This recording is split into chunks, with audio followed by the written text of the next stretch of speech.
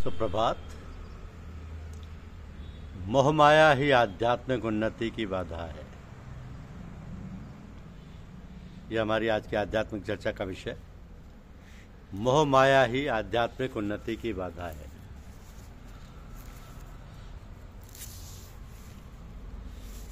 मनुष्य मोह ममता में फंस जाता है, यही उसकी आध्यात्मिक उन्नति में बाधा है। उस बाधा को जो हटाते हैं उनका तो उपकार ही मानना चाहिए कि ये हमें बाधा रहित कर रहे हैं, हमारा कल्याण कर रहे हैं। उनकी हम पर बड़ी भारी कृपा है। जीवन भर सेवा लेते रहने से वृद्धावस्था में असमर्थता के कारण परिवार वालों से सेवा लेने की इच्छा ज़्यादा हो जाती है। और तो मनुष्य को पहले से ही सावधान रहना चाहिए कि मैं सेवा लेने के लिए यहाँ नहीं आया हूँ, मैं तो सबकी सेवा करने के लिए ही यहाँ आया हूँ। क्योंकि मनुष्य देवता ऋषि मुनि पितृ पशु पक्षी भगवान आदि सबकी सेवा करने के लिए ही यह मनुष्य शरीर है। अतः किसी से भी सुख सुविधा नहीं चाहिए। अगर हम पहले से ही किसी से सुख सुविधा नहीं चाहेंगे तो वृद्धावस्था में सेवा न होने पर दुख नहीं होगा। हमारे मन में सेवा लेने की इच्छा न रहने से दूसरे के मन में हमारी सेवा करने की इच्छा जागृत हो जाएगी। हर एक क्षेत्र में त्याग की आवश्यकता है। त्याग से तत्काल शांति मिलती है। प्रतिकूल परिस्थिति आने पर भी प्रसन्न रहना बड़ा भारी तप है। अंतःकरण की शुद्धि तप से होती है, सुख सुविधा से नहीं होती। सुख सुविधा चाहने से अंतःकरण अशुद्ध होता है। तो मनुष्य सुख कभी चाहे ही नहीं, प्रत्युत अपने मनवाड़ी शरीर से दूसरों को सुख पहुंचाए। जैसे यदि परिवार में कोई मर जाए तो मृतात्मा की शांति के लिए तथा अपना शोक दूर करने के लिए क्या करना चाहिए?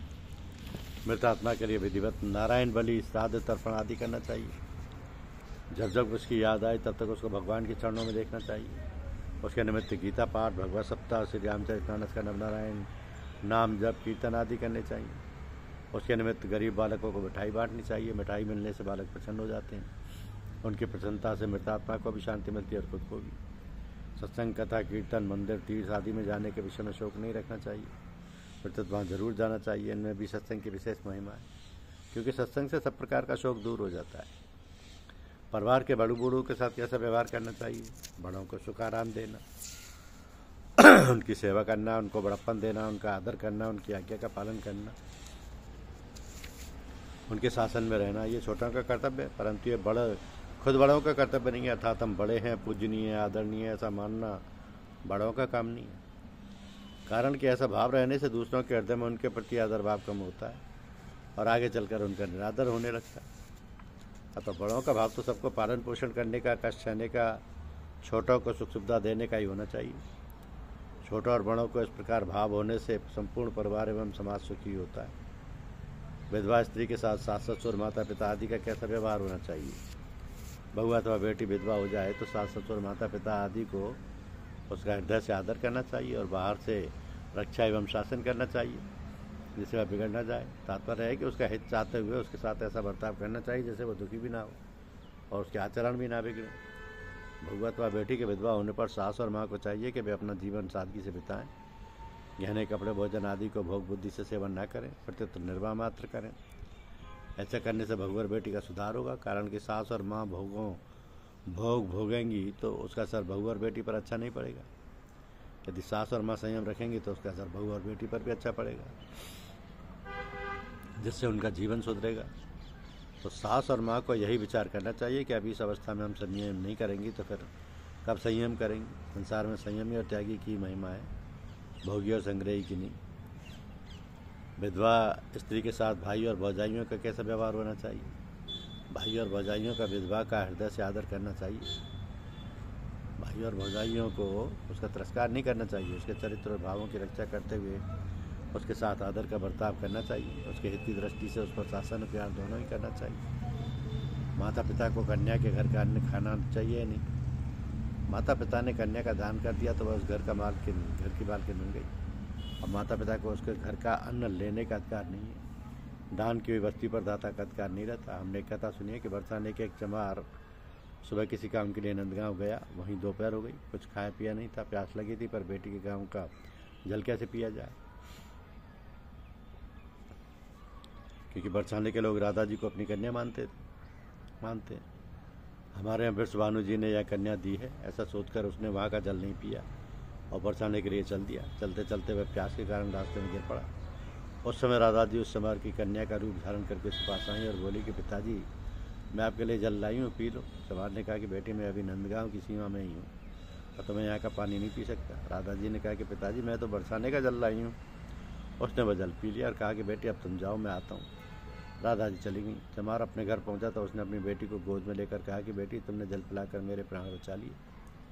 अगर तुम जल लेकर नहीं आती तो मेरे प्राण चले जाते। कन्या ने कहा कि पिताजी, मैं तो जल लेकर आई नहीं थी।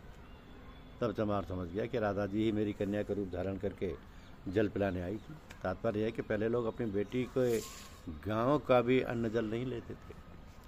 जब तक कन्या की संतान ना हो जाए तब तक उसके घर का अन्न जल नहीं लेना चाहिए, परंतु कन्या की संतान होने पर माता पिता कन्या के यहाँ का अन्न जल ले सकते हैं। कारण कि दामाद ने केवल पितृण से मुक्त होने के लिए ही दूसरे की कन्या स्वीकार की है।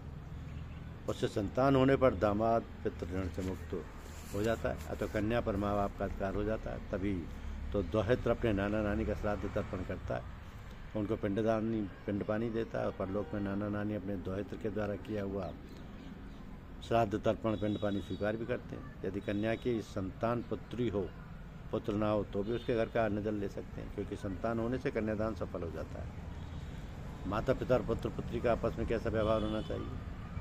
माता पिता का यही भाव होना चाहिए कि पुत्र पुत्री ने हमारे घर जन्म लिया है और तो हमें उनके लोक परलोक का सुधार करना है। हमें केवल अपना सुख आराम नहीं देखना है, बट तो उनका सुधार कैसे हो, इस भाव से पुत्र पुत्री पर शासन करना है।